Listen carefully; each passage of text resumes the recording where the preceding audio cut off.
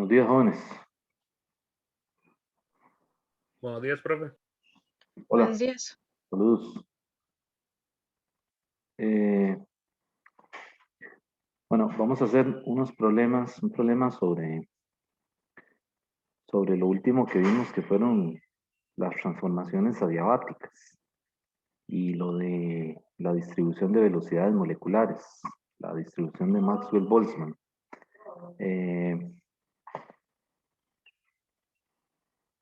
Ya vamos a empezar.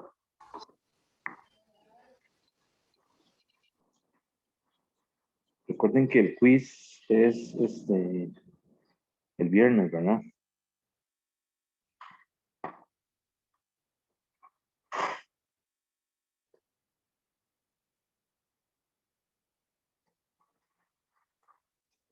Ok, me estaba poniendo una crema de esta cosa de repelente porque, no sé, por aquí en esta época cuando llueve hay mucho mosquito. Ok, les decía que vamos a hacer un problema sobre transformaciones adiabáticas. Vamos a recordar las ecuaciones. Habíamos dicho que habían tres ecuaciones básicas, ¿verdad? Dos para calcular presión y temperatura, ¿verdad? Que eran estas ecuaciones. P1 por V1 a la gamma es igual a una constante. Esa es la primera. Y la otra es T1, bueno, así sin los subíndices. Solamente así, ¿verdad? Y la otra es T por V a la gamma menos 1 es igual a una constante. Entonces, esta ecuación de aquí implica que se puede escribir como P1 V1 a la gamma es igual a P2 V2 a la gamma. Y lo que les había dicho, el gamma solamente está elevando el volumen, ¿verdad? Únicamente. Y el gamma, recuerden que por lo general es el gamma de un gas monoatómico o el diatómico. Esos siempre son los que más se usan, ¿verdad? Y la tercera ecuación es cómo calcular trabajo. Entonces, ya habíamos dicho que trabajo en un proceso adiabático, recordando, hay dos posibilidades, ¿verdad? Es el cambio de la energía interna, ¿ok? Es igual al cambio de la energía interna. Entonces, si un problema en la plataforma le dicen que se trata de un proceso adiabático, ¿verdad? Le hacen toda la descripción y lo refieren a un proceso adiabático y le dan el cambio de la energía interna, ya eso es el trabajo adiabático, ¿ok? Entonces, porque algunas veces pasa eso, ¿verdad? No le dicen explícitamente el trabajo, sino que se lo refieren como el cambio de energía interna, es lo mismo, ¿verdad? Y entonces esto se puede calcular a su vez como NCV delta T, ¿verdad? Habíamos dicho que esto funciona para cualquier gas ideal, ¿verdad? Solamente que aquí el CV, usamos el CV del gas monoatómico o el del diatómico según corresponda, ¿verdad? Y la otra forma de calcular trabajo, que es un problema que es una demostración que está en el libro, es esto, ¿verdad? 1 entre gamma menos 1, P final, V final, menos P inicial, V inicial. ¿Ok? Y aquí no está el menos, recuerden, porque ya está incorporado aquí, ¿verdad? Es decir, cuando esta ecuación cuando esto se hizo la integral, realmente había quedado 1 menos gamma. Pero entonces con el menos de que está delante de la integral, pues queda gamma menos 1. Porque, les digo, porque algunos llegan y creen que la fórmula hay que agregarle un menos, ¿verdad? Entonces, no, ya está incorporado con el convenio Q más W, ¿verdad? Recuerden que el libro usa el convenio Q más W. Y entiendo que en la plataforma también se está usando ese convenio, ¿verdad?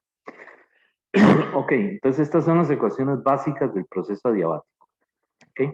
Recuerden que el proceso adiabático es aquel en donde no hay transferencia de calor ni del sistema hacia el entorno ni del entorno al sistema. O sea, es un cilindro, ¿verdad? Que tiene un material aislante, ¿verdad? Que no deja que el calor escape del interior del sistema. O bien no deja que el calor, no permite que el sistema absorba el calor desde el exterior. ¿Está bien? Bueno, eso es retomando lo del proceso adiabático. Vamos a hacer por ahí un problema que lo tomé de la plataforma.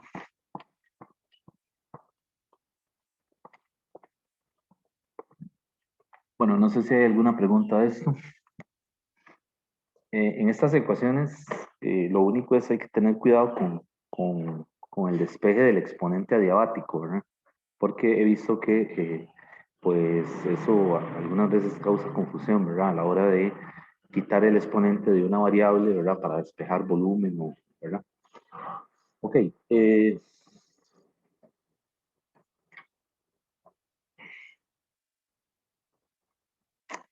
Hay una tercera ecuación que no se las he dado, es esta otra, vean. Este libro no la da. Yo se las voy a dar para que ustedes la tengan ahí. Es la tercera del proceso adiabático.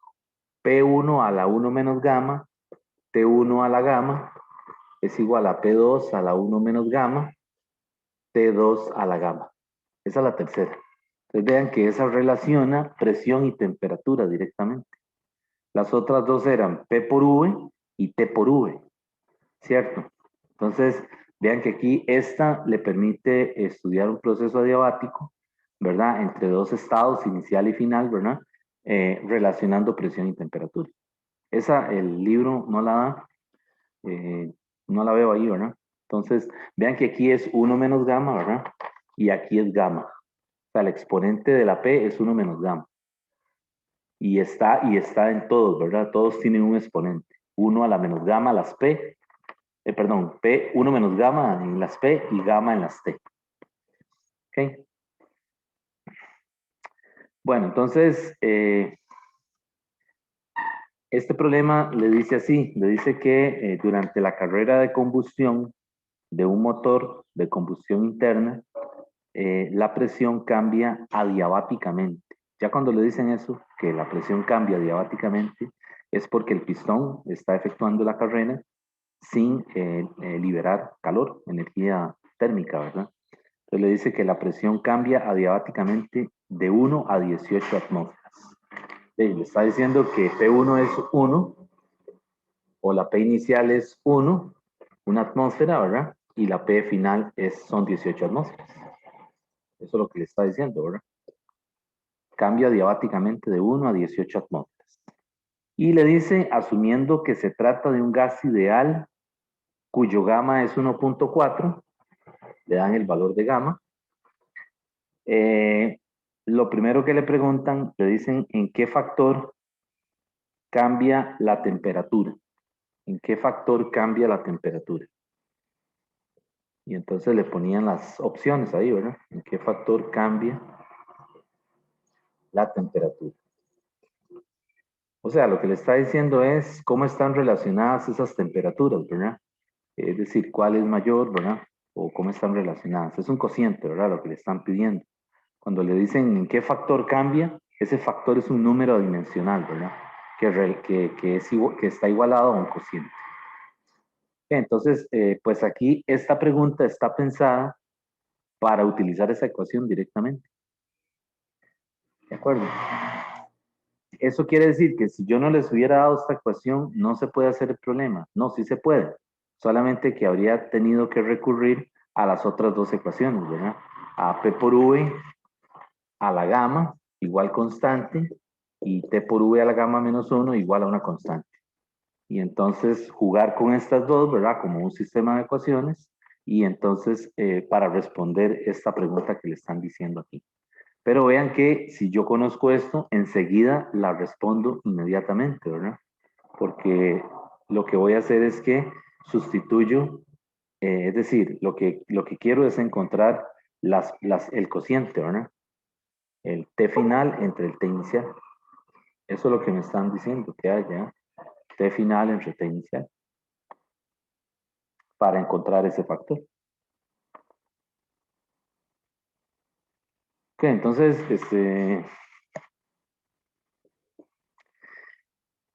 pues lo que hay que hacer es escribir esto así, ¿verdad? T final a la gamma entre T inicial a la gamma. Paso el T inicial para acá, ¿verdad? Y de este lado me queda P1 o P inicial, digamos, el 1 es inicial a la 1 menos gamma, entre P final a la 1 menos gamma. Y ahí tengo que despejar, o sea, quitar el gamma de aquí, ¿verdad? Que sería lo mismo que tenerlo así, ¿verdad? O sea, que tenerlo como un solo exponente, ¿verdad? Sacarlo del cociente.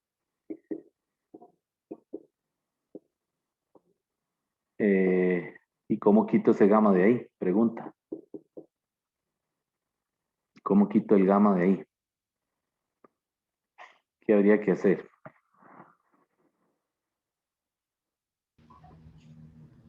Elevar a la 1 entre gamma. Elevar a la 1 sobre gamma, sí, claro, en ambos lados, ¿verdad? En ambos lados de la ecuación, a la 1 sobre gamma. Entonces aquí me queda ya TF entre T inicial, lineal ya, ¿verdad? El cociente. Y aquí me queda, puedo poner un solo coeficiente, un solo exponente y solamente poner la razón, ¿verdad? P inicial entre P final a la 1 menos gamma y ese 1 entre gamma va en el denominador. Y ahí está el factor que me están pidiendo, ¿verdad? Entonces cojo la presión inicial, que es 1, no lo pasen a pascales, esa es otra cosa. He visto aquí en exámenes de desarrollo que el estudiante siempre tiende a pasar a unidades del sistema internacional. No está mal, porque cuando le pidan calor o trabajo o energía interna, tiene que darlo en joules. Pero en este tipo de problemas, vean que no le están pidiendo que calcule nada en joules. Así que trabaje, perdón, con las unidades que le da el problema, ¿verdad? Es decir, ahí no hace falta que usted lo pase a pascales. Entonces se trabaja así como están, atmósferas, ¿verdad? Entonces ahí sería la presión inicial es 1 y la presión final es 18. Y eso lo elevo a la 1 menos gamma, que me dijeron que es 1.4, 1 menos 1.4 entre 1.4. Entonces ahí serían 0.4 entre 1.4. Hacer ese cociente, ¿verdad? Y elevarlo a la 1, y coger 1 sobre 18 y elevarlo a la 0.4 sobre 4, sobre 1.4. ¿Ok? Eso a mí me dio, esto de aquí me da 2.3. Entonces quiere decir que la respuesta es que la temperatura final entre la temperatura inicial es 2.3. Por lo tanto, la temperatura final es 2.3 veces mayor que la temperatura inicial. ¿Está bien? Ahora, aquí también la redacción hay que fijarse, porque algunas veces en la redacción le dan el orden en el que se lo piden, porque imagínense que aquí yo puedo darle vuelta a esto, ¿verdad? O sea, yo podría escribir temperatura inicial entre temperatura final y sería 1 sobre 2.3, ¿verdad? Entonces, ¿cómo saber cuál le piden? Porque algunas veces en las opciones de la plataforma le dan las dos, o sea, le dan el 2.3 y le dan 1 sobre 2.3. Entonces, es porque en la redacción, en esta pregunta en particular, no lo está especificando, pero algunas veces en la redacción le dicen el orden en que quieren la razón, temperatura final a temperatura inicial o al revés. Entonces hay que tener cuidado a la hora de leer la redacción, ¿verdad? Que el orden en el que quieren que usted haga la razón, el cociente. ¿Está bien? Bueno, ese es un problema que aparece mucho en la plataforma, el de los factores, ¿verdad? Vean que aquí también se pudo haber preguntado, y hagámoslo de una vez para practicar, en qué factor cambia el volumen. ¿Cómo lo habríamos hecho? Si nos hubieran dicho en qué factor cambia el volumen, ¿qué habría que hacer?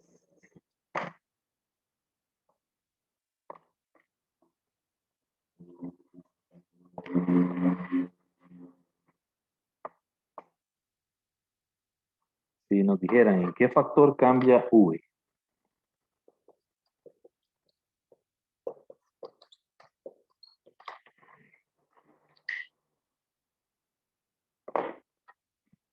¿En qué factor cambia V?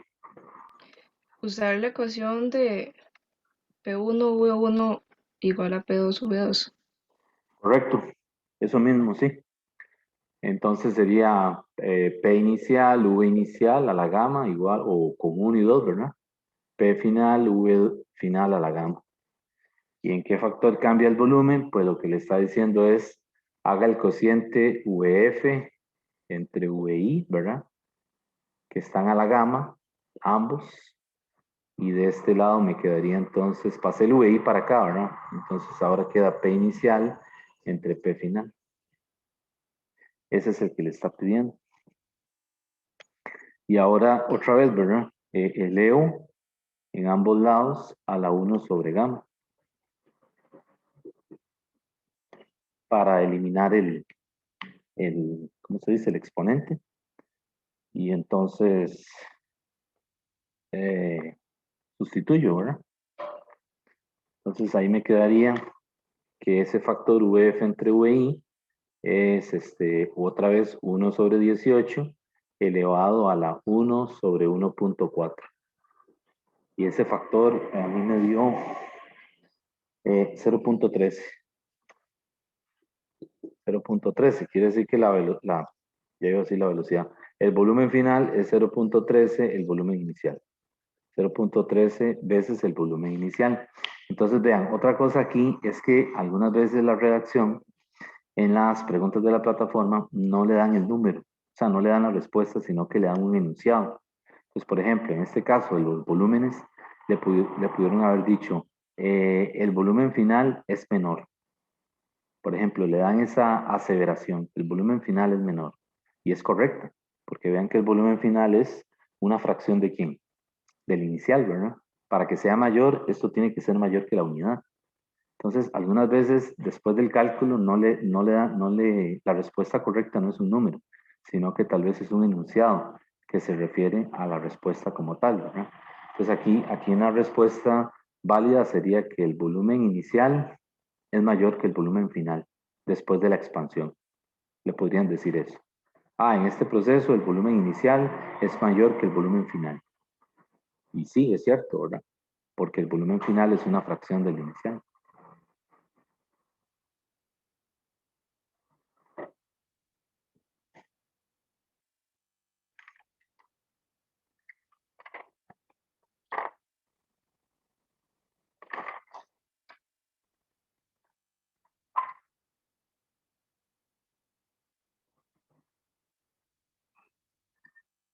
Bueno, vamos a hacer otro problema.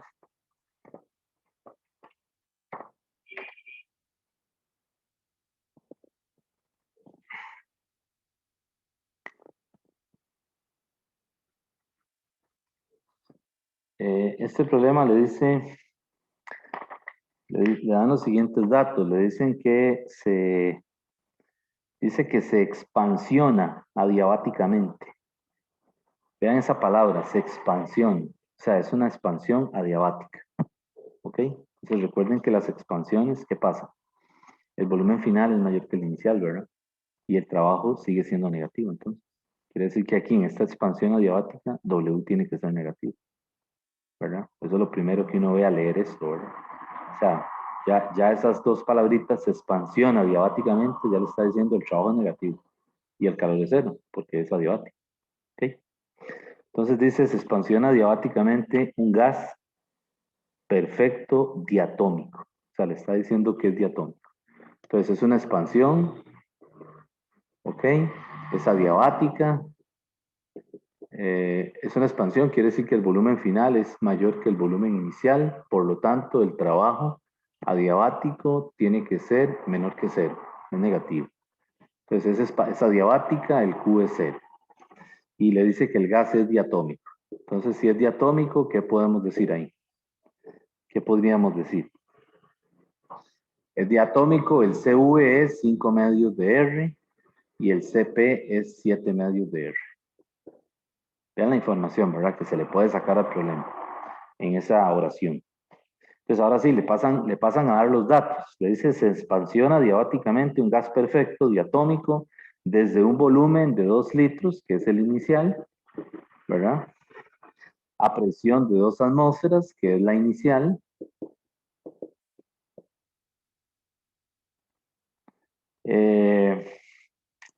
Y temperatura de 300 Kelvin, que es la inicial. Hasta que su temperatura final, dice hasta que su temperatura final es la cuarta parte de la inicial. O sea que es la inicial entre 4. ¿Ok? Entonces, con base en esta información, le comienzan a pedir cosas. Lo primero que le dicen, la parte A, le dice el volumen y la presión finales. ¿Cuál es el volumen final y la presión final? ¿Ok? Y le dice que lo den unidades del sistema internacional. Entonces, el volumen es muy fácil, ¿verdad? ¿Cómo calcularíamos el volumen? Simplemente es dividir el volumen que ya nos dieron, los 2 litros, ¿verdad? De dividirlo entre 4. Y ya ahí tendríamos el volumen final.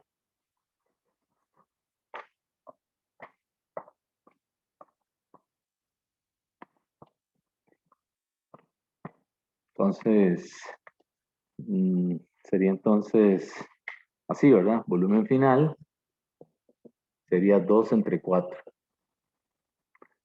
Y 2 entre 4 es 0.5 litros. Pero cuidado, es en unidad del sistema internacional. Entonces, un litro es 10 a la menos 3 metros cúbicos. Y entonces eso sería 5 por 10 a la menos 4. ¿Qué unidades? Metros cúbicos. Ahí está la presión final. Digo, el volumen final. ¿Qué sería entonces ahora la presión final? Pues ya ahora yo ya uso esto, ¿verdad? P inicial, V inicial es igual a P final, V final, a la gamma. Le pongo gamas porque vean que es un proceso adiabático, ¿verdad? Y despejo la presión final. Entonces la presión final sería la presión inicial y paso este volumen final a dividir de este lado. Y junto los exponentes, ¿verdad? Para que me quede así. Todo el cociente elevado a la gamma. Y simplifico la operación, ¿verdad? Hay gente que los deja puestos en las 2 V's, pero el problema es que cuando lo hacen en la calculadora, qué sé yo, se le olvida elevar alguno de ellos y entonces ya no le dio, ¿verdad? Entonces la presión inicial aquí son 2 litros multiplicado por el volumen inicial, que son, no, perdón, la presión no son 2 litros, la presión inicial son 2 atmósferas. Por el volumen inicial, que son 2 litros, que se cancela entre el volumen final, que son 0.5, elevado a la gamma. ¿Y quién es gamma? Me dijeron que es un gas diatómico. Pero recuerden que gamma es CP entre CV, ¿verdad? Entonces aquí yo tengo que saber esto, porque si no, no hay forma, ¿verdad? Entonces divido 7 medios entre 5, entre 5 medios y eso me queda 7 quintos.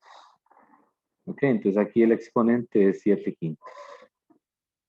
O si quieren lo ponen en decimales, ¿verdad? Aproximamos ahí 7 dividido entre 5 y eso es 1.4 también, ¿verdad? Ok, y aquí hacemos esa operación.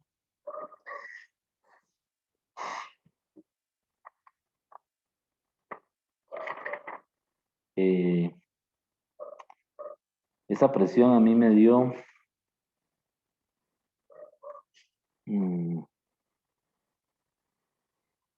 mejor lo hago.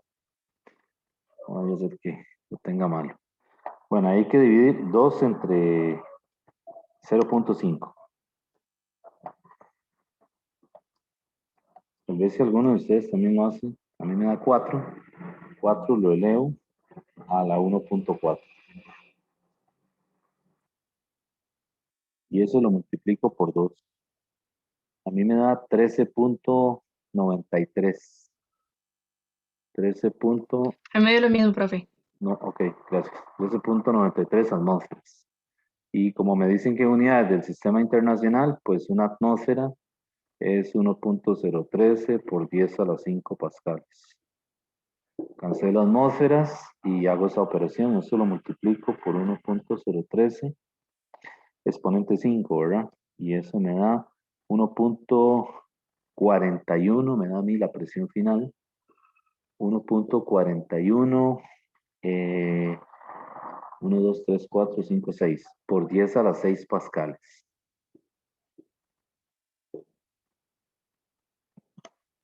Sí, me da igual, profe. Ok, perfecto. Bien, entonces ahí está la presión final y el volumen final. Vamos a ver qué más pide el problema. Pasa que no quiero borrar los datos de aquí. Voy a borrar aquí arriba. El problema tiene varias partes. Lo escogí por eso, porque se evalúan varias cosillas. Entonces, lo siguiente que le dice en la redacción, le dice la parte B que la cantidad de sustancia expandida. La cantidad de sustancia expandida. ¿Cómo hacemos eso? La cantidad de sustancia es el número de moles, ¿verdad? Entonces, eso es igual porque se supone que no hay fugas en el sistema, ¿verdad? Entonces, yo puedo utilizar gas ideal con las variables iniciales, ¿verdad? P inicial, V inicial es igual a NR T inicial.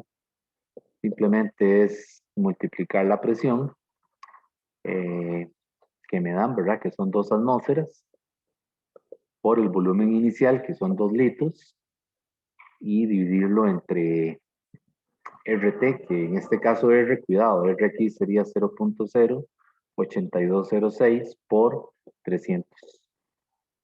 Solamente tener el cuidado de que usamos la constante correcta, la R correcta, ¿verdad?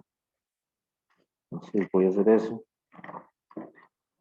Sería entonces 2, serían 4 dividido entre 0.08206.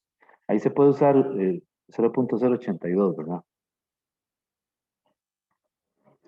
0.162 moles. La N es 0.162 moles. Esa es la cantidad de sustancia expandida. Ok, la parte C del problema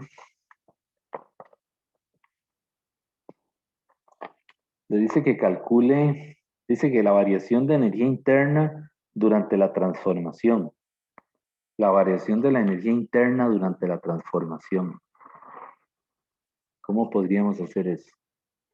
La variación de la energía interna, recuerden que es NCV delta T, ¿verdad?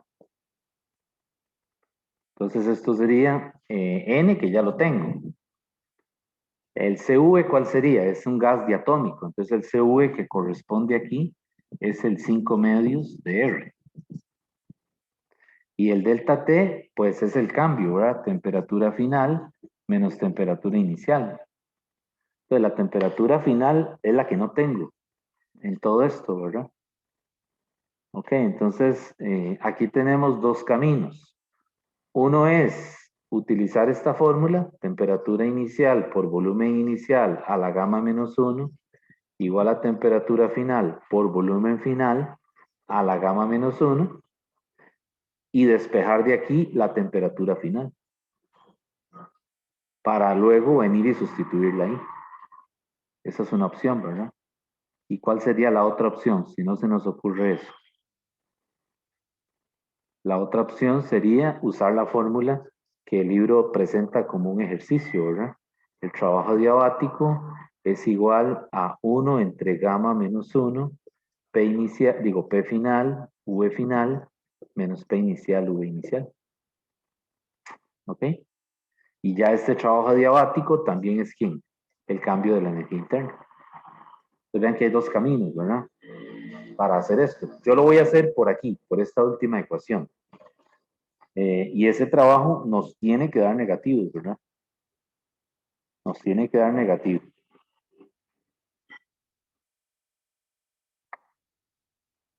Porque nos están diciendo que es una expansión, ¿verdad? Y ya vimos que los volúmenes aumentan, ¿verdad? Vamos a ver cómo es la cosa. Bueno, lo que sí Preocupa es que dijo que se expansiona, ¿verdad? Y el volumen se disminuyó, ¿verdad? Porque el volumen final, ¿cuánto nos había dado? 0.5, ¿verdad? Sí, es 0.5. Entonces, algo anda mal porque vean que el volumen inicial era 2. Entonces, si es una expansión, se supone que el volumen debería aumentar, ¿cierto? Entonces, es posible que sea un, un error en la redacción del problema. Porque es decir, aquí si dice que se expansiona es porque el final debería ser mayor, ¿verdad? Ok, aquí nos vamos a dar cuenta, porque cuando calculemos este trabajo, si el trabajo ya por sí solo da negativo, es decir, ya con estos datos, este trabajo no podría dar negativo, tiene que dar positivo entonces, ¿verdad? Ok, entonces, sí, lo que habría que hacer es sustituir aquí.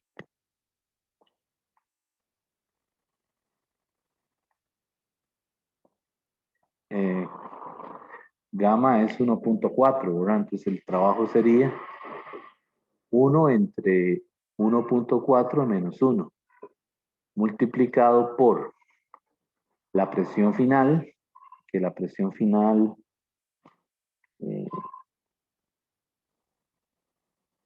¿cuánto nos había dado? 1.41 por 10 a la 6 pascales. O 13.93 atm. Ajá, ok.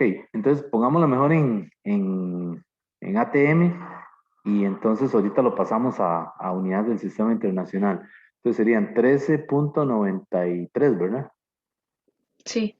Por el volumen final, que es 0.5 en litros, ¿verdad? Vean que esto está en litros, esto está en atmósferas, menos, si quieren ponerlo de unas pascales también, ¿verdad?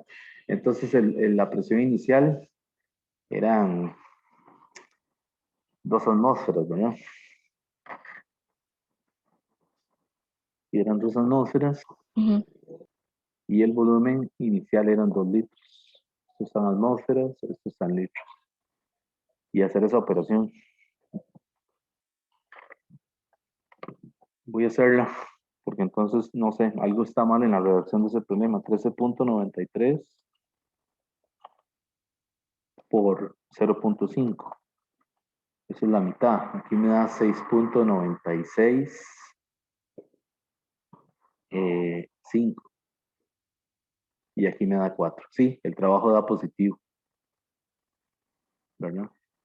Entonces ahí serían 1 dividido entre 1.4 menos 1.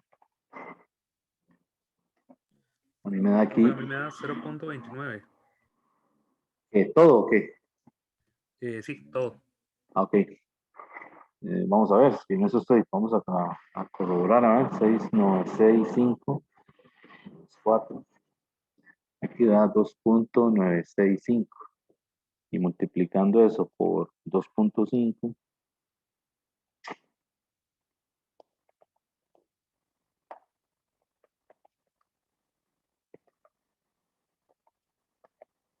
me da 7.41, 25. Vean a ver.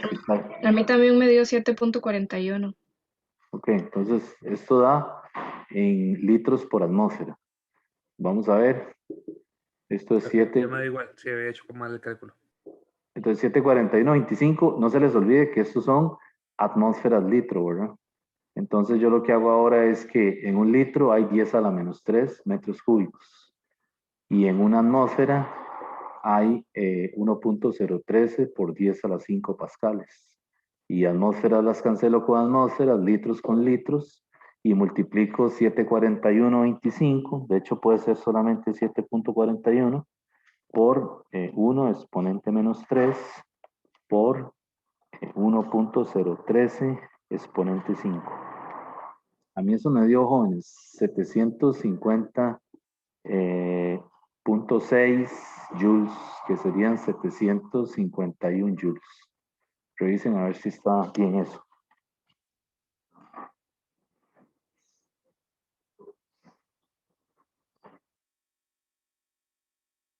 ¿Les da eso?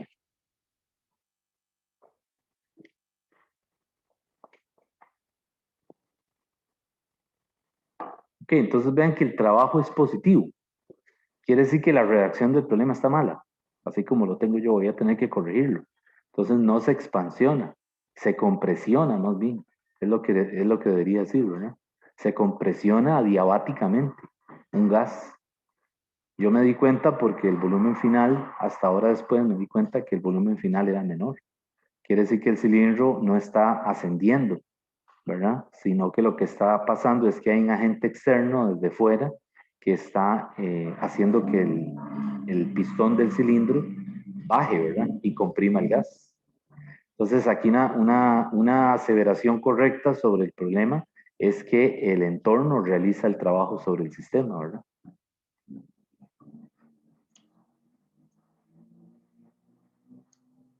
Ok, entonces verifiquémoslo por aquí, tal vez para quedar seguro, para estar seguros, ¿verdad? Voy a calcular la temperatura final de aquí, ¿verdad? La temperatura final sería temperatura inicial, ¿verdad? Y el cociente aquí sería volumen inicial entre volumen final, todo elevado a la gamma menos 1. Lo que hice fue que paso el VF al otro lado, ¿verdad? Entonces aquí la temperatura final es la inicial, que son 300, por el volumen inicial, que son 2, y el final, que son 0.5, a la 1.4 menos 1.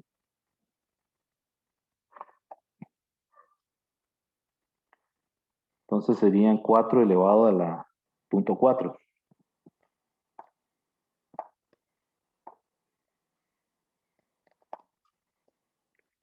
Eso me da 1.74 y eso lo multiplico por 300. Me da 522. 522 Kelvin. Y sí, vean que la temperatura final es mayor que la inicial, ¿verdad? La inicial son 300. Quiere decir que esta diferencia es positiva. Por lo tanto, el trabajo efectivamente tiene que ser positivo, ¿verdad? La cosa es que hay que ver ahora si da lo mismo, ¿verdad? Entonces a 522 le voy a restar 300, ¿verdad? Y eso lo multiplico por R, que es 8.314, ¿verdad? Por 2.5, que es el 5 medios, por la N que ya había calculado, que son 0.162. Y sí, me da 748. Por aquí me da 748.6, que es aproximadamente 749. Por ahí anda, ¿verdad? Vean que son muy parecidos, ¿verdad? Entonces sí, estamos bien, ¿verdad? Entonces ese problema tengo que arreglarlo. Voy a volverlo a hacer porque quién sabe qué pasó. Lo cogí de un libro y el libro decía se expansiona, quiere decir que hay un error, ¿verdad? Vean entonces que la redacción aquí también influye, ¿verdad? A la hora de resolver el problema. Bueno, ¿alguna pregunta de este problema?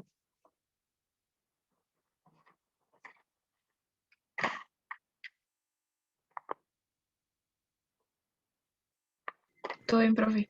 Todo bien. Todo bien, perfecto, señor. Ok, sí. Bueno, estos problemas vean que no son tan complicados, pero sí algunas veces se aprovechan de los detalles de la parte conceptual, ¿verdad? Para preguntarle algo. Entonces, no siempre le preguntan un número, sino que algunas veces le van a preguntar algo relacionado a las características digamos, del tema, ¿verdad?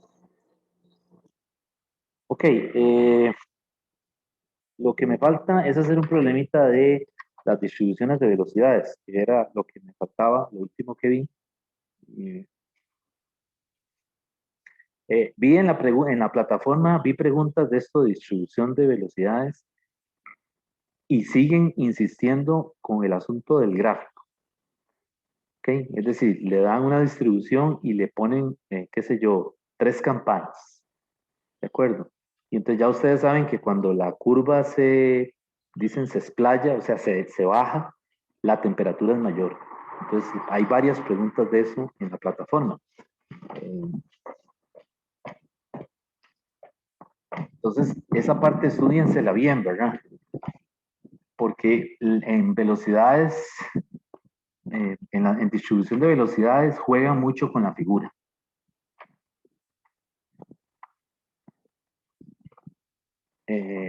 O sea, le dan algo así y le dan, digamos que 3 campanas. Pues ya ustedes saben que si esto es T1, T2, T3, conforme baja el máximo de la campana, aumenta la temperatura. Entonces aquí la relación correcta es T1 tiene que ser menor que T2 y T2 tiene que ser menor a su vez que T3. ¿De acuerdo? Y entonces la otra cosa que vi, una pregunta que vi el martes, es que, digamos, ellos tienen el máximo de esta, tienen el máximo de esta y tienen el máximo de esta. ¿Ok? Entonces, lo ponen a identificar, ¿verdad? Ya uno sabe que el máximo, ¿cuál es? El máximo es la velocidad más probable. ¿Cuál sigue? La velocidad promedio.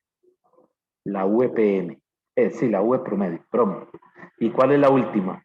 La VRMS. Entonces hay que tener también presente eso, que en este orden la VRMS es mayor que la VPROM y a su vez es mayor que la V más probable, la MP. ¿Okay? Entonces, las preguntas conceptuales juegan con eso, le dan 2 campanas, ¿verdad? Y lo ponen a que las vea, o sea, a que vea los picos, ¿verdad? Que vean la figura. Y entonces que concluyan esto, ¿verdad? Que entre más bajo es el máximo, la temperatura debe ser mayor. Y el orden en que se calculan las velocidades en la distribución, ¿verdad? Entonces, léanse esta parte conceptual en el libro, ¿verdad? Que el libro tampoco dice mucho, pero digamos, sí, hay una figura en la página 549 y 2 figuras, ¿verdad? Para los que tengan en la 10ª edición, me imagino que está en la 9ª también, pero entonces ahí hay 2 figuras en esa página, la 549, que le explican los detalles, ¿verdad? De la distribución. Y entonces, vean la parte conceptual también, ¿verdad? Es decir, la distribución tiene unidades inversas, ¿verdad? Aquí son metros sobre segundo, aquí son segundos sobre metro y aquí son metros sobre segundo. ¿Ok? Y la otra cosa es que cada velocidad, recuerden que es un rectangulito, ¿verdad? Es un rectangulito que tiene área, ¿verdad? Recuerden el concepto de cálculo, ¿verdad? Las sumas de Riemann, ¿verdad? Lo que se hace es aproximar el límite de un montón de rectángulos, ¿verdad?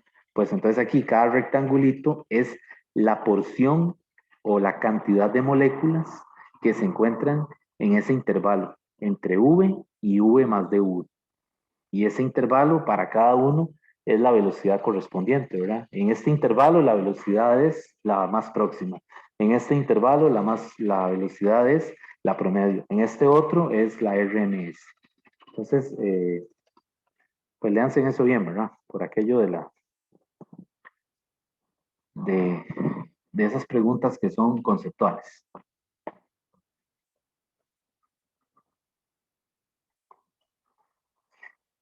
Bueno, este es un problema también parecido a los de plataforma, ¿verdad? Dice que calcule la velocidad promedio, la velocidad media cuadrática y la velocidad más probable, o sea, las 3, de las moléculas de oxígeno a una temperatura de 300 Kelvin.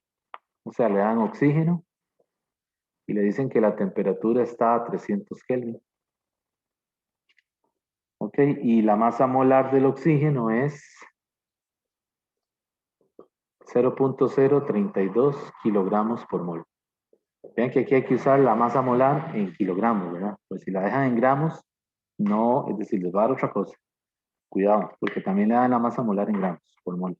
Y entonces hacen el cálculo con la M en gramos por mol y aparece una opción ahí en la plataforma, ¿verdad?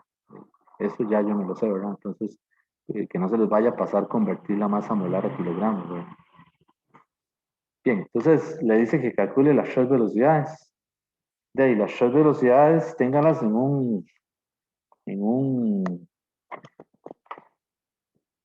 como en una hojita, ¿verdad? De una vez listas. ¿Cómo se calcula la promedio? La que el libro le llama la prom. Es 1 sobre n, integral de 0 a infinito, que nuevamente, estas integrales no se las van a poner. O sea, esto no hay que saberlo hacer. Pero podría venir una pregunta conceptual de esto. Pues por ahí es que sale, haciendo esa integral. De ahí se obtiene esto.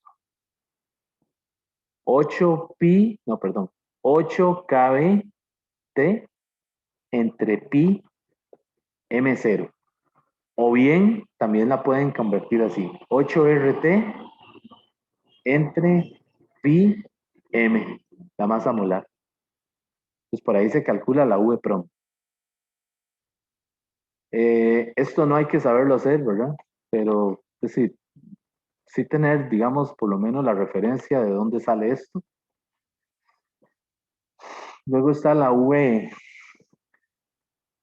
promedio, el promedio del V al cuadrado, que es el VRMS. Esto es muy importante, ¿verdad? Esto es muy importante saberlo, porque juegan con esto. El promedio del cuadrado de la velocidad es la raíz cuadrática media al cuadrado. Y eso se calcula con esta integral. 1 sobre n, integral de 0 a infinito, de b cuadrado, f de b, db, ¿ok? Y eso me tiene que dar 3kbt entre m0, sin la raíz, ¿verdad? O 3RT entre masa molar. Entonces, claro, esto es igual a esto y de ahí saco la raíz, ¿verdad? Le saco la raíz aquí, le saco la raíz y ya de ahí sale la fórmula, ¿verdad? O sea, ya yo de aquí digo, RMS es la raíz de 3kbt entre m0 o la raíz de 3RT entre masa molar. Todas las confunden, ¿verdad? Aquí es m0, la masa de una molécula, y aquí es m mayúscula. Y por último, ¿cuál falta? La más probable. La más probable, ¿cómo sale? La más probable sale de agarrar la distribución y derivarla con respecto a v e igualar a 0. ¿Ok? Y de ahí sale esta fórmula. V más probable, MP, es la raíz de 2kbt entre m0. O raíz de 2RT entre m. ¿Ok? Entonces, la promedio me dio 445 metros sobre segundo. La VRMS me da 483 metros sobre segundo. Y la más probable me da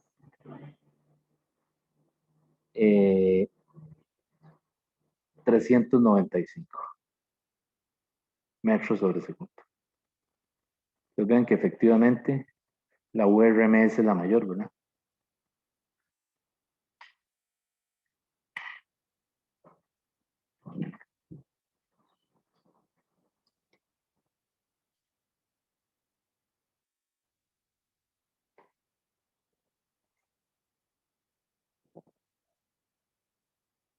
Bueno, ahí está, digamos que como el resumen de lo que vimos la vez pasada de distribución de velocidades moleculares, ¿verdad?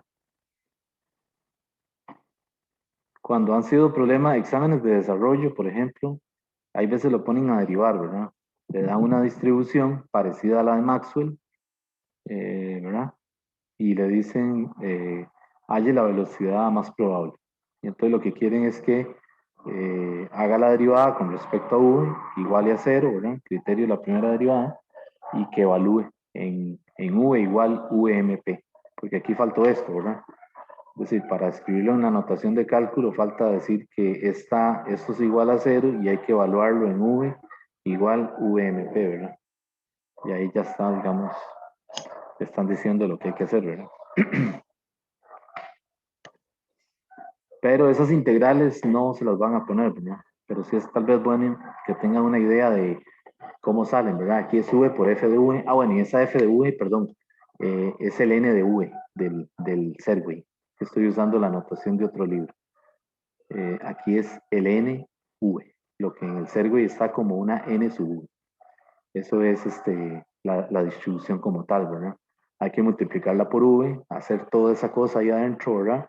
Y hacer la integral de 0 a infinito, ¿verdad? Pero bueno, eso, como les digo aquí, no se lo evalúa. Bueno, ¿alguna duda de esto? ¿Está bien? ¿Está claro? Sí, profe, está bien claro. Gracias. Ok, bueno, vamos entonces a pasar al capítulo el último capítulo de la parte de termo, que es la segunda ley de la termodinámica. Este capítulo ya involucra o engloba todo lo que hemos venido viendo en los 3 capítulos anteriores. O sea, aquí, digamos, va a haber un problema al final, que son los ciclos, ¿verdad? Del proceso cíclico que vimos en primera ley, en donde hay que calcular todo.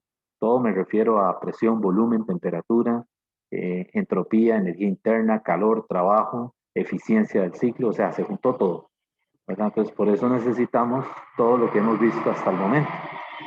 Entonces, vamos a comenzar. Este es el capítulo 21.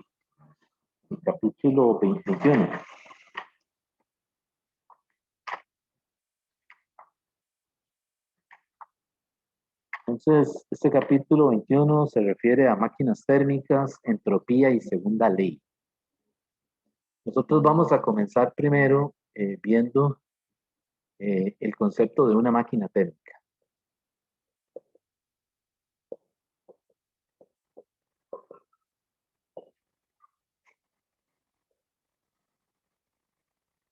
Entonces, una máquina térmica, pues es un dispositivo que absorbe calor, ¿verdad? O lo expulsa y simultáneamente realiza trabajo, ¿verdad? Es el caso de un motor real, ¿verdad? Llámese un motor de un automóvil o de lo que sea, ¿verdad? Entonces, un motor utiliza la energía química de la gasolina, ¿verdad? Genera calor, produce calor, los componentes de ese motor se calientan y al mismo tiempo realiza un trabajo mecánico, porque esa máquina, qué sé yo, efectúa un proceso, ¿verdad? El automóvil se desplaza, ¿verdad? Así que ahora queremos estudiar esto, o sea, queremos aplicar lo que ya hemos visto de termodinámica al funcionamiento de una máquina, ¿verdad? Entonces, ese fue el interés del desarrollo de la termodinámica, ¿verdad? Surgió porque los ingenieros en esa época querían entender o mejorar, mejor dicho, ¿cómo se dice? La eficiencia de las máquinas, ¿verdad? La locomotora de vapor, las máquinas, los telares, ¿verdad? Los telares estos que hacían el trabajo de un montón de personas, ¿verdad? En poco tiempo. Ellos querían mejorar eso, ¿verdad? Entonces, por ahí fue que se interesaron en desarrollar, ¿cómo se dice? Entender mejor los postulados de la termodinámica. Entonces, pues, el diagrama de una máquina térmica, básicamente lo podemos ver así. Lo podemos ver, nos podemos imaginar una máquina que opera entre 2 depósitos. Algo así, este es el esquema más básico, ¿verdad? Por supuesto, hay esquemas más complejos para entender el funcionamiento de un motor, pero este depósito se le llama el depósito caliente.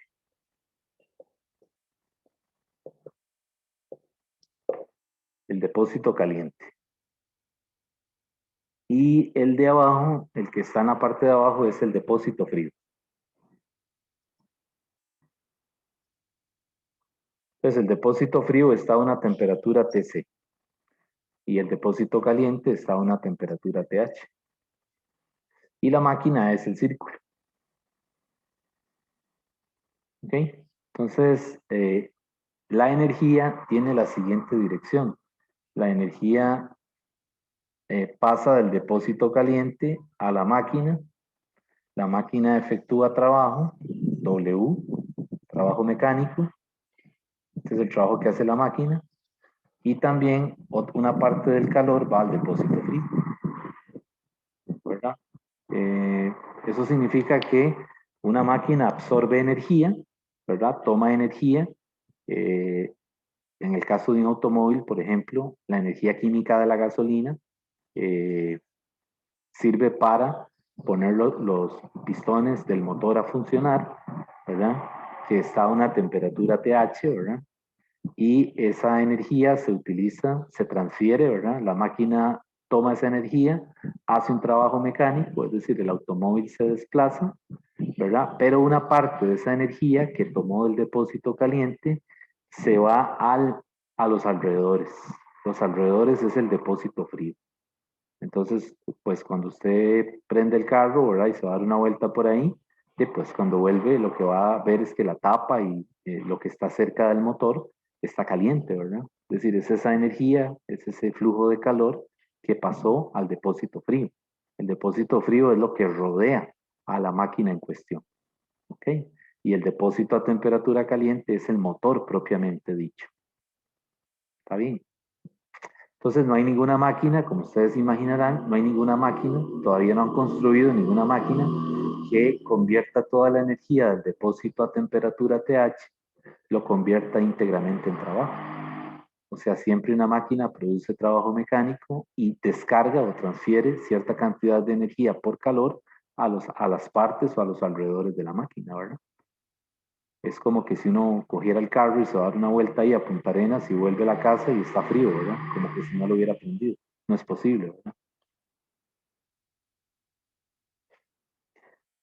Bueno, entonces, resulta que los ingenieros eh, calculan la eficiencia de una máquina térmica utilizando esta ecuación. Esta ecuación es igual, esta E es eficiencia, ¿verdad? Y es el trabajo que efectúa la máquina dividido entre el valor absoluto del QH.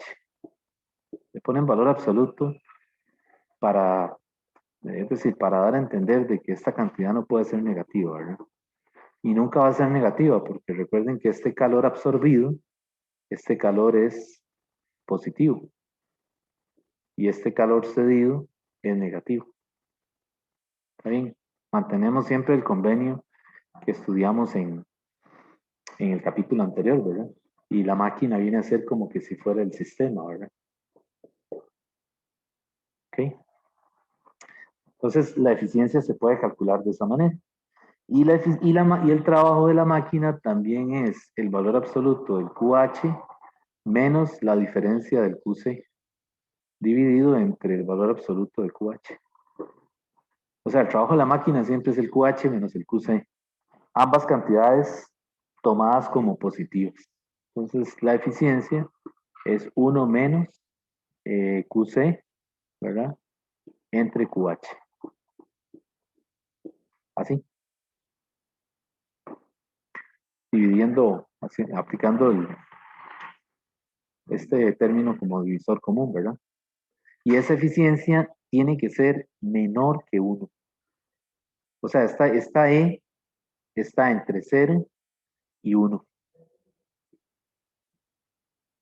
Y vean que no les pongo menor o igual porque el intervalo es abierto, 0,1. Es decir, no incluye al 0 ni tampoco incluye al 1. Lo que quiere decir es que no hay una máquina que tenga eficiencia 0, porque no tendría sentido. Ni tampoco hay una máquina que tenga 100% de eficiencia, porque si no diríamos diríamos que no hay transferencia de la máquina a los alrededores, ¿verdad? Es decir, las partes de la máquina no se calentarían, ¿verdad? Okay, y eso no es posible. Ok, entonces la otra cosa es que aquí el trabajo de la máquina, jóvenes, es también el trabajo neto. Ok, y ese trabajo neto, recuerden que es cambio de la K. K aquí es energía cinética. 1/2 de M, velocidad final cuadrado, menos 1/2 de M, velocidad inicial cuadrada. Entonces tienen problemas de esos en la plataforma, en donde le dice un tren, ¿verdad? Qué sé yo, el calor absorbido por la locomotora es tanto, bla, bla, bla. Y entonces la masa de la locomotora es tanto y sale del reposo de una estación para que la velocidad inicial sea cero y le dicen, por ejemplo, que calcule la velocidad de la que alcanza, digamos, en un trayecto de, no sé, 10 kilómetros, una cosa así. Entonces relacionan esta cosa de la eficiencia, ¿verdad?, con la parte mecánica, con el teorema de trabajo en energía.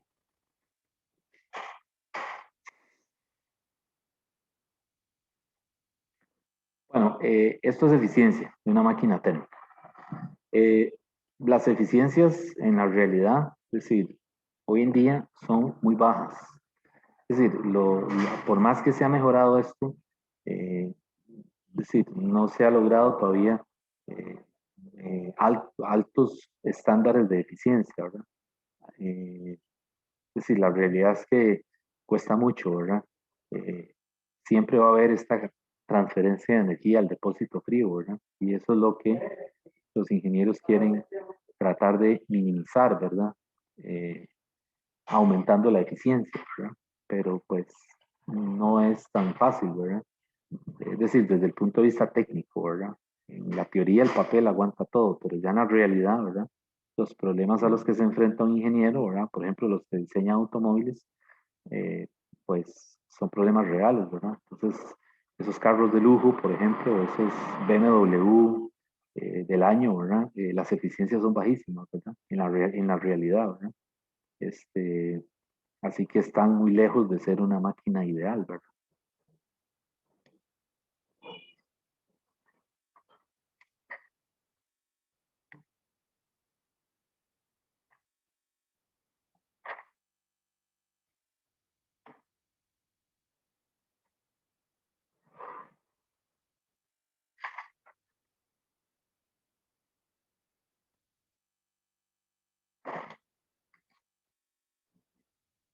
Bueno, eh, deme un momentito, jóvenes, ya vengo.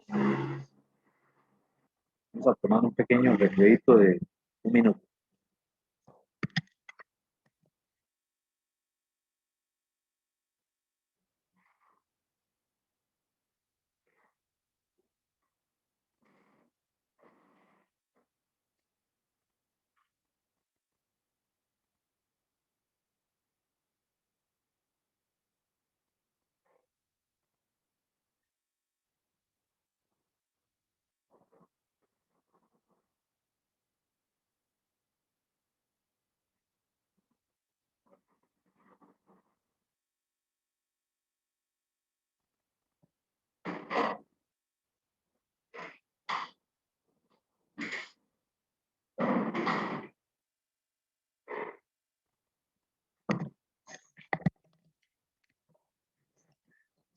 Bueno, fue menos de un minuto. Fui a traer el otro libro, la 9ª edición, porque ahora que me recuerdo, en esta parte de máquinas, la 9ª edición, perdón, la 10ª tiene un error. Y entonces quería decirles de una vez dónde está el error. Esta 10ª edición, en lugar de mejorarla, la empeoraron, ¿verdad?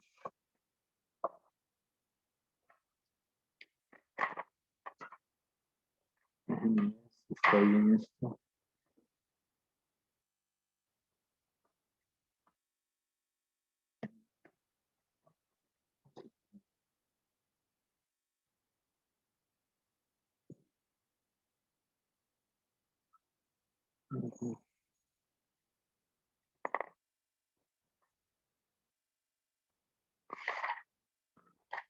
Bueno, no lo veo ahora. Ok, entonces vamos a continuar. Esto es una máquina térmica, ¿verdad? Los detalles de una máquina térmica.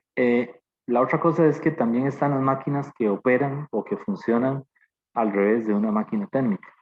Esas máquinas se llaman los refrigeradores o frigoríficos o aires acondicionados, bombas de calor, sistemas de calefacción. Toda esa familia que acabo de mencionar son máquinas térmicas que funcionan al revés.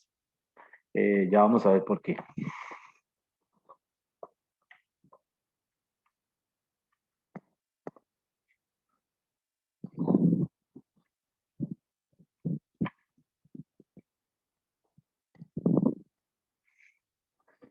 Entonces, esto que vamos a ver ahora son refrigeradores.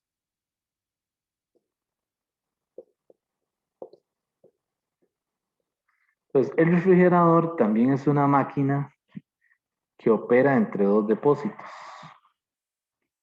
Entonces, el esquema es el mismo. Ok, entonces aquí, ahora este es el refrigerador. Entonces, recordarán que en la máquina térmica, el efecto de la máquina es que hace trabajo mecánico, ¿verdad? En el caso del refrigerador, la flecha salía, ¿verdad? En el caso del refrigerador, la flecha entra, porque aquí se hace trabajo sobre la máquina con un motor eléctrico, que es la refri que tenemos en la casa, ¿verdad? Se la enchufa y el motor eléctrico que está en la parte baja comienza a trabajar, ¿verdad?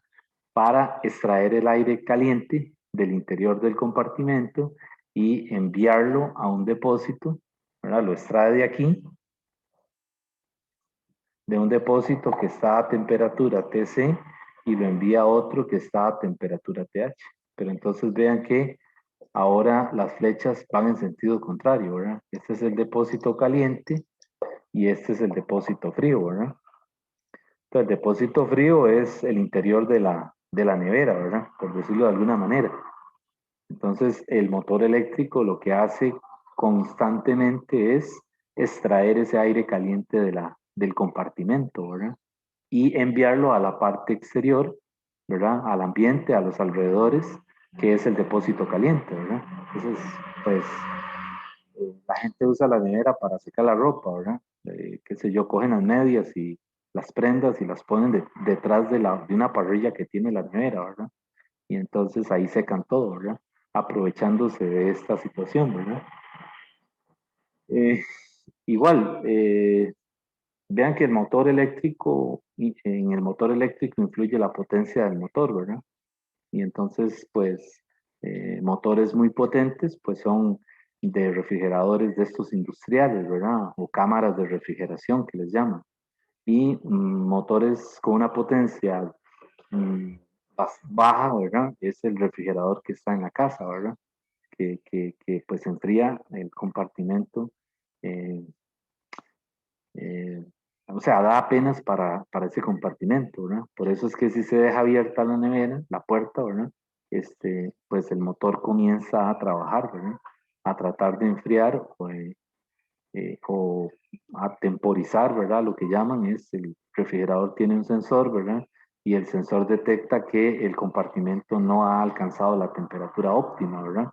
Entonces el sensor enseguida, pues entonces intenta enfriar todo, ¿verdad? Y ahí es donde viene el consumo de electricidad, ¿verdad? Porque esos motores, recuerden que tienen una fase de trabajo, ¿verdad? Ellos no están trabajando continuamente, ¿verdad? Una vez que enfrió, o sea que el temporizador, el sensor le dice que ya la temperatura es la óptima, el motor deja de funcionar, ¿verdad? Y el refrigerante está ahí, deja de circular, ¿verdad? Mantiene la nevera fría. Pero es decir, si usted dejó la nevera abierta, el sensor le dice que no está frío todavía, entonces el motor sigue ahí, ¿verdad? Bueno, entonces esa es una máquina que funciona al revés, ¿ok? Que es el caso del refrigerador. Entonces extrae el calor QC, ¿verdad? Y libera el depósito QH. Entonces vean que las flechas son al revés. Entonces, en el caso de un refrigerador, también se puede calcular, hay un coeficiente que caracteriza la eficiencia del refrigerador. En el caso de los refrigeradores se le llama el COP, COP. Eso significa coeficiente de operación. ¿Ok? Y ese COP tiene dos modalidades.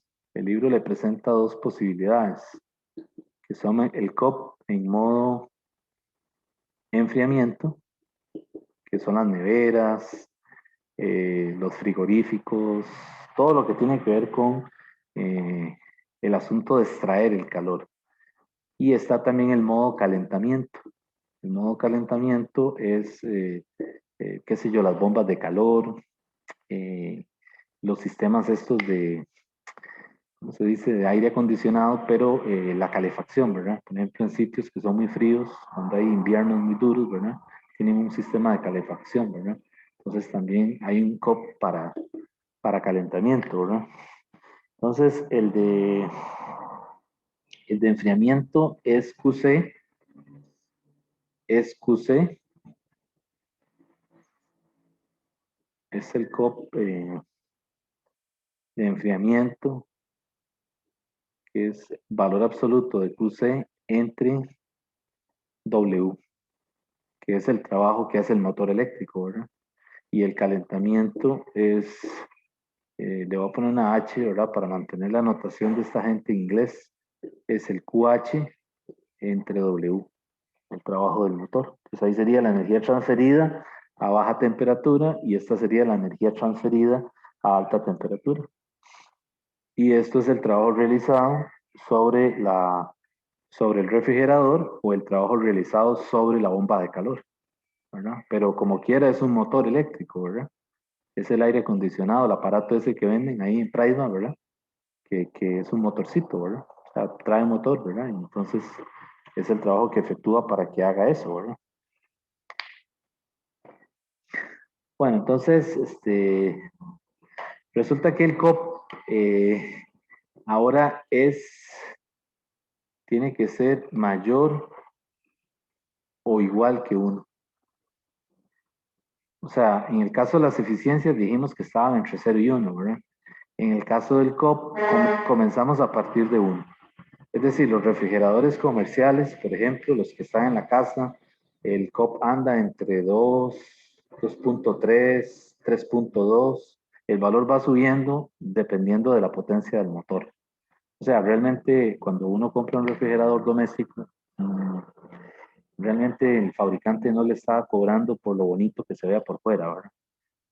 Sino realmente lo que le está cobrando es el motor, la potencia del motor, ¿verdad? Eso es lo que realmente cuenta, ¿verdad?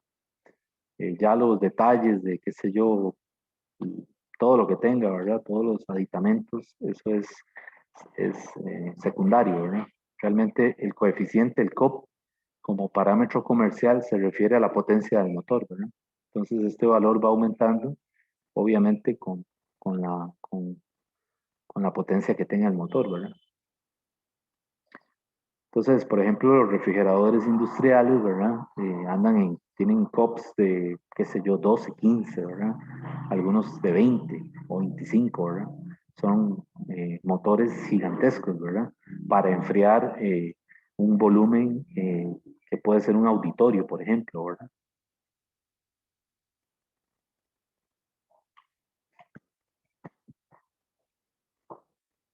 Bueno, entonces, este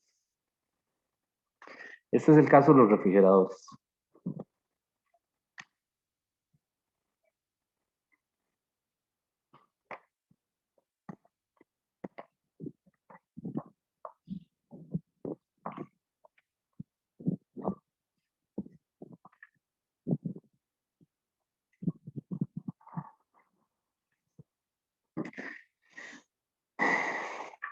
Bueno,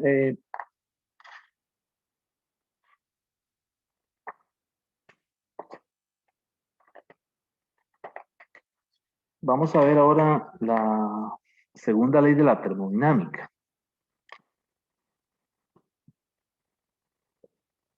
La segunda ley de la termodinámica tiene varias versiones, o sea, tiene varias formas de expresarse, dependiendo de la interpretación. Entonces, aquí vamos a ver las primeras dos versiones, que son, digamos, lo que llaman el enunciado KP y el enunciado C. Esa letra mayúscula se refiere a enunciado.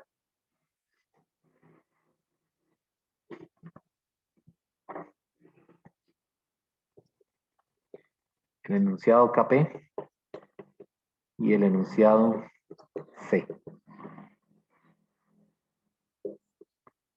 El enunciado KP se refiere a motores térmicos. O sea, el punto de vista de la segunda ley de Newton, perdón, de Newton, oígame a mí, ya se me cruzó todo. El punto de vista de la segunda ley de la termodinámica en este enunciado es con respecto a los motores térmicos, ¿ok? Que tienen una eficiencia E. Y el punto de vista de este enunciado, el C, es con respecto a los refrigeradores o frigoríficos. Que tienen una eficiencia COP. ¿Ok? El KP se llama el enunciado de Kelvin-Planck y el C se llama el enunciado de Clausius, ¿verdad? Esta gente trabajó mucho en termodinámica. Y no es que ellos supieran mucho de motores, porque un estudiante nada me preguntó que si es que si era que estaba relacionado. No, digamos, aquí en este curso lo estamos orientando hacia esto, ¿verdad? Porque pues es el interés del curso, ¿verdad? Pero realmente cuando ellos plantearon estos postulados, los hicieron, es decir, no pensaron en que se iba a aplicar explícitamente a un carro, sino que pues hoy en día se pueden aplicar a esto, ¿verdad? Lo que quiero decir. Bueno, el enunciado KP lo que dice es que, y lo leo explícitamente del libro, dice, es imposible construir, este enunciado lo que dice es imposible construir una máquina térmica que funcionando en un ciclo no produzca otro efecto que la entrada de energía por calor de un depósito a la realización de una cantidad igual de trabajo. ¿Qué quiere decir todo eso que dice ese enunciado ahí? Lo que le dice, si lo vemos desde el punto de vista del diagrama, es que el enunciado le asegura que no es posible que una máquina que opere en un ciclo absorba todo el calor QH del depósito térmico a temperatura TH y lo expulse o lo convierta únicamente en trabajo. Y que de esto para acá no haya transferencia al depósito a temperatura TC. Eso es lo que le dice el enunciado de Kelvin-Planck. O sea, es imposible construir una máquina que operando en un ciclo, ¿verdad? O sea, que trabajando periódicamente, todo el calor absorbido del depósito caliente lo convierta únicamente en trabajo mecánico. O sea, eso todavía experimentalmente no se ha visto, no está verificado. Entonces, este enunciado de Kelvin-Planck, por eso les digo que está orientado hacia motores térmicos, ¿verdad? No quiere decir que ellos lo pensaron para eso, cuando presentaron el enunciado. Es decir, es más general que eso, pero la aplicación inmediata es el caso de un motor. ¿Sí? Entonces, los enunciados estos enunciados se refieren comienzan diciendo eso, es imposible que, ¿verdad? Porque la evidencia experimental así lo establece, ¿verdad? Y el enunciado de Clausius lo que dice es, y lo leo, dice, es imposible construir una máquina cíclica cuyo único efecto sea transferir energía de manera continua por calor desde un objeto a otro a una mayor temperatura sin la entrada de energía por trabajo. O sea, el enunciado de Clausius lo que dice es que si yo tengo ahora un refrigerador, es imposible que el refrigerador pase calor al depósito caliente a temperatura TH desde el depósito frío a temperatura TC sin que no haya trabajo mecánico o trabajo externo sobre la máquina. Hey, eso ya se ve, ¿verdad? En el caso de un refrigerador. Si el refrigerador se desconecta, obviamente, lo que observamos es que el compartimento va a estar frío por un tiempo, ¿verdad? Y enseguida que usted abre la puerta, pues ya entra el calor, ¿verdad? Y ya, simple y sencillamente, ya no sirve, ¿verdad? Si ya el refrigerador no está cumpliendo con la función que tiene, ¿verdad? Entonces, vean que aquí lo que el enunciado le dice es que no hay forma de que la máquina opere, es decir, de que enfríe un entorno, el interior del compartimento, y que libere calor al exterior si no hay un motor que efectúe trabajo sobre el sistema. ¿Ok? Entonces, vean que estos enunciados son bastante obvios. Es decir, si estos enunciados uno los presenta ahí en la calle, en el mercado, ¿verdad? A la gente que está por ahí alrededor, posiblemente se rían de uno, ¿verdad? Porque le van a decir, pero eso es obvio. Eso no hace falta saber física para saberlo, ¿verdad? Y suena muy obvio, ¿verdad? Mm, Pero, como les digo, estos enunciados tienen implicaciones más profundas en física, ¿verdad? Pero una aplicación es en el caso de las máquinas, ¿verdad? Entonces, aquí en las máquinas se convierten en enunciados de negación, es decir, lo que le están diciendo es no es posible que ocurra esto en tales condiciones. ¿De acuerdo? Ok, entonces estos son las dos versiones, dos enunciados de la segunda ley. Cuando entremos a la parte de entropía, que lo veremos la otra semana, hay otro enunciado, o sea, otro punto de vista de la segunda ley, pero ya aplicado a la parte a ese tema en particular que es entropía.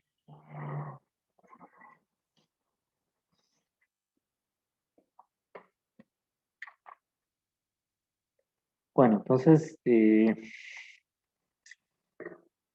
vamos a terminar de ver, voy a acabar viendo un tema que me falta, que son los procesos, los tipos de procesos, ¿verdad? Reversibles o irreversibles.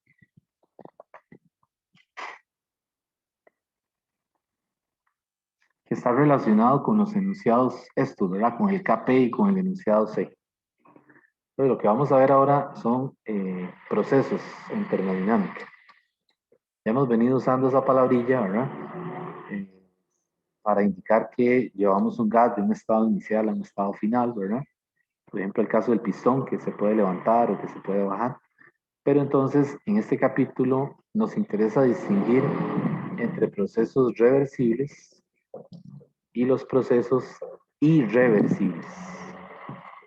Entonces, yo siempre en clase le pongo un círculo a esta I, ¿verdad? Para que distingan la situación. Los procesos reversibles son procesos ideales.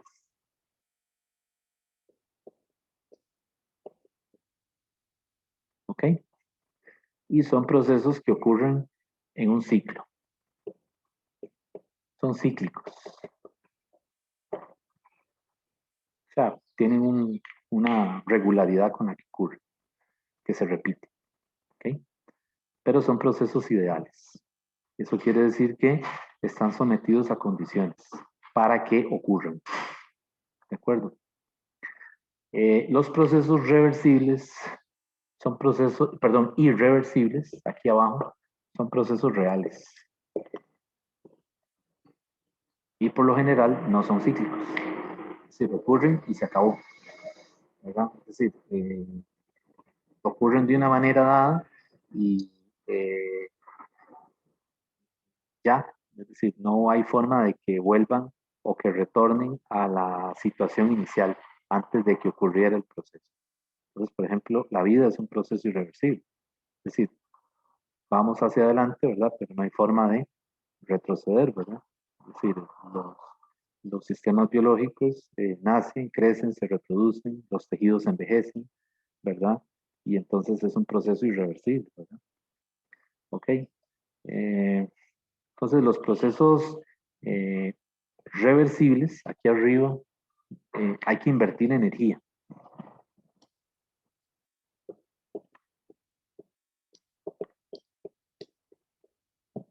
Hay que invertir energía para que ocurran, ¿verdad? El caso del motor térmico, hay que echarle gasolina al carro, ¿no?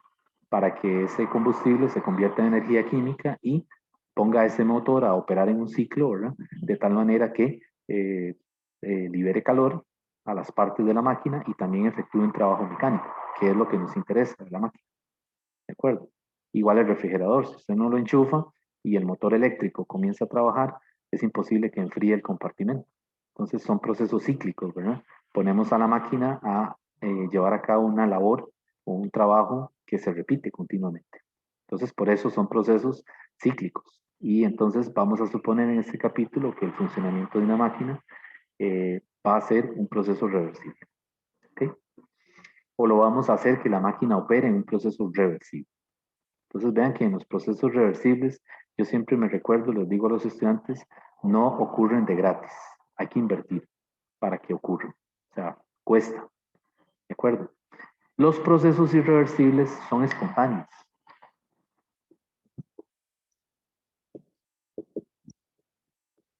No hay que invertir energía, ellos ocurren solitos. Entonces, todos los sistemas biológicos, ¿verdad? Todos los procesos biológicos, ¿verdad?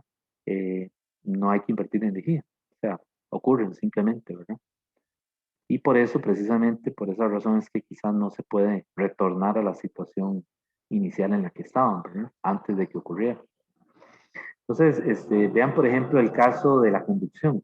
La conducción es un proceso irreversible, ¿verdad? Lo que habíamos visto de la barra que se coloca entre dos depósitos, ¿verdad?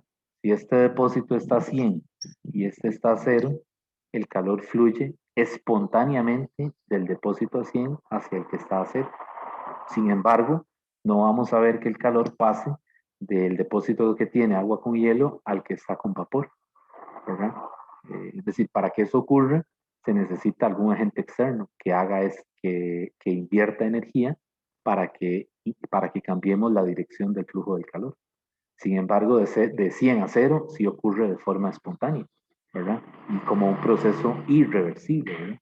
Porque no puedo hacer otra vez pasar ese calor, volverlo a poner en el depósito a 100, ¿verdad? Entonces es un proceso irreversible, ¿verdad? ¿De acuerdo? Entonces, la habitación de nosotros fácilmente se desordena, ¿verdad? En cuestión de nada, está totalmente desordenado, ¿verdad? Zapatos tirados por allá, todo desordenado, ¿verdad? Para hacer eso, un proceso reversible, hay que invertir energía, hay que volver a poner todo en su sitio, ¿verdad? Acomodar los zapatos, guardar la ropa, tender la cama. Lo hicimos un proceso reversible, pero cuesta plata, ¿verdad? Hacer eso. Okay, entonces, en termodinámica es importante distinguir procesos reversibles de los que no lo son. Entonces, la mayoría de los procesos reales son reversibles. Entonces, por eso cuesta mucho modelarlos, matemáticamente hablando, ¿verdad? Y en el laboratorio lo que se hace es que se convierte un proceso que es reversible realmente, perdón, que es irreversible, se hace reversible. ¿Cómo? Bueno, poniéndolo en una situación controlada en donde uno puede manipular el sistema para hacer lo que él esté en ese ciclo, ¿verdad? Continuamente. Pero para eso hay que invertir energía, ¿verdad? Bueno, entonces esos son los procesos, la diferencia entre ambos procesos. Por supuesto, en este tema a nosotros nos interesan los procesos reversibles. ¿Por qué? Porque son los que podemos manejar o simular con un ciclo. ¿Okay? Y entonces, como dijimos que son ideales, los procesos reversibles, pues nada mejor que aplicarle algo que es ideal. ¿Y qué es lo que hemos visto aquí que es ideal? Pues el gas, ¿verdad? El gas ideal. Entonces, en los procesos reversibles vamos a utilizar P por U igual a nRT, porque es un gas ideal, ¿verdad? Entonces, una máquina ideal, ¿cuál es la sustancia de trabajo? El gas ideal, ¿verdad? Una máquina real, como un motor, la sustancia de trabajo es el combustible, ¿verdad? Y en el caso de un refrigerador, por ejemplo, es el refrigerante, ¿verdad? Que lo hacen circular para que enfríe, ¿verdad? O lo que usan para el aire acondicionado de los carros, ¿verdad? Esa es la sustancia de trabajo. Pero aquí nosotros, como vamos a trabajar con procesos reversibles, pues nuestra sustancia de trabajo va a ser el gas ideal, ¿verdad? Que está en condiciones ideales y entonces nos permite estudiar ese motor haciendo un número indefinido de ciclos, ¿verdad? Entonces, los motores reales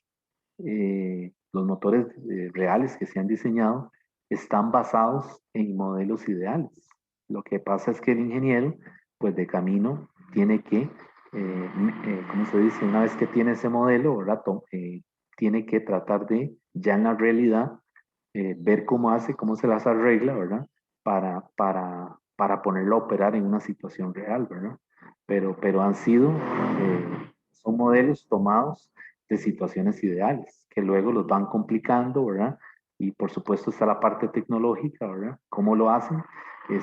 pero son tomados de esta situación, de procesos que en principio eran reversibles, ¿verdad? Entonces, y ya con esto termino, esta idea, ¿verdad?, de los procesos reversibles, que se pueden hacer que se repitan, ¿verdad? O el caso del proceso irreversible, que sigue una flecha en el tiempo hacia adelante, por decirlo de alguna manera, hacia el frente, tiene, ¿cómo se dice?, profundas implicaciones en física, ¿verdad? Así que la segunda ley de la termodinámica, aunque es de este tema, es decir, se ha utilizado en otras áreas, ¿verdad? En cosmología, en astrofísica, en relatividad, porque el concepto es muy profundo, ¿verdad? Es decir, le está diciendo a uno la dirección que toman los eventos, ¿verdad? Y por qué toman esa dirección, ¿verdad? ¿Por qué van hacia adelante siempre? ¿Y por qué no podemos retroceder a las condiciones iniciales, ¿verdad? Bueno, jóvenes, yo voy a quedar aquí. Todavía nos falta como la mitad del capítulo, de este capítulo de máquinas térmicas. Así que el lunes de la próxima semana vamos a continuar con esto, ¿verdad? Para acabar ya con el tema de termo. Entonces quedaríamos aquí si no hay ninguna pregunta.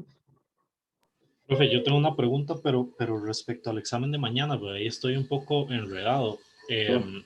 Yo vi que en la carta del estudiante dice que es el capítulo 18 y 19. Sí. Cuando estoy haciendo los ejercicios del recomendado, o sea, los ejercicios de la, ¿cómo se llama esto? Del folleto que nos pasaron, Sí. los ejercicios vienen del capítulo 18 y de ahí brincan a una versión extraña entre el 19 y el 20. Entonces no sé qué fue lo que pasó, si es que se evalúa el 20 o es que está ahí medio inmiscuido. No, debe haber algún error porque los capítulos a evaluar esta vez son el de temperatura y el de primera ley de la termodinámica. O sea, cualquier tema que esté en ese folleto que no esté dentro de los temas de esos dos capítulos no se evalúa, obviamente. Ok, y entonces los ejercicios estos que tienen, bueno, es que ya lo vimos con usted, lo de CP y CV y todo eso, en teoría no son del capítulo 10. No, el CP y el CV, eso es del capítulo 20, del de teoría cinética. Es lo más probable. ¿Cuál folleto es el que dice usted? El de ejercicios resueltos que anda por ahí en el... Un folleto de Carlos Vargas. Ese mismo, sí. Sí, es posible que, digamos, como este curso ha cambiado, es decir, con los años se han cambiado de libros de texto, los autores meten temas de un capítulo, pasan temas de un capítulo a otro, y es posible que cuando él hizo ese folleto, en un capítulo dado de otro libro, se metía esto, se evaluaba tal vez temas de teoría cinética, pero es decir, se supone que las preguntas del examen de mañana son referidas únicamente al capítulo 18 y 19 de este libro. Entonces, cualquier otro tema, qué sé yo, esto que vimos hoy de los procesos adiabáticos, el CP, el CV, ¿qué más? Las ecuaciones esas de teoría cinética, eso no entra. Ok, listo, profe, muchas gracias. Con gusto.